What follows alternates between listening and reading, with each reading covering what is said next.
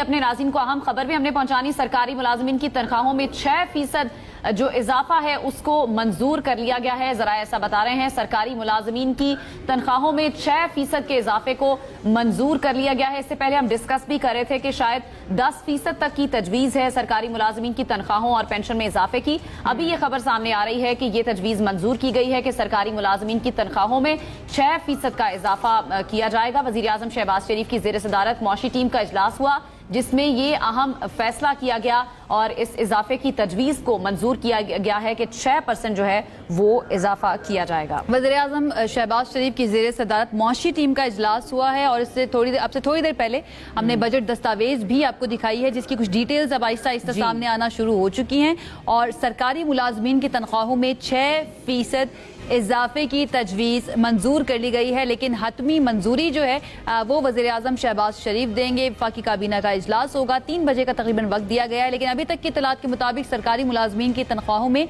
6% इजाफा जो है वो मंजूर कर लिया गया है, जो कि एक्सपेक्टेड भी था। ये कहा भी जा रहा था कि इजाफा किया जा सकता है और तकरीबन हर साल ये अनाम हम देखते हैं कि सरकारी मुलाजमीन की तनख्वाहों के अंदर इजाफा में नजर आता है। जो तवक्को जाहिर की जा रही थी वो 10% की थी जिसमें पेंशनर्स भी शामिल थे, लेकिन अब ये खबर सामने आई कि 6% का इजाफा मंजूर कर लिया गया है। हतमी मंजूरी वज़ीर आज़म शहबाज शरीफ देंगे। अब थोड़ा सा और इंतजार करना पड़ेगा ये देखने के लिए कि मजीद कहां पर जो है टैक्स में रिलीफ दिया गया है या कहां पर और किस तरह से जो टैक्स नेट है उसका इजाफा किया जाएगा, कहां पर मौजूद होंगी। लेकिन ये अहम खबर आपको दे रहे हैं फरहान साहब, 6% का इजाफा सरकारी मुलाजमीन के लिए।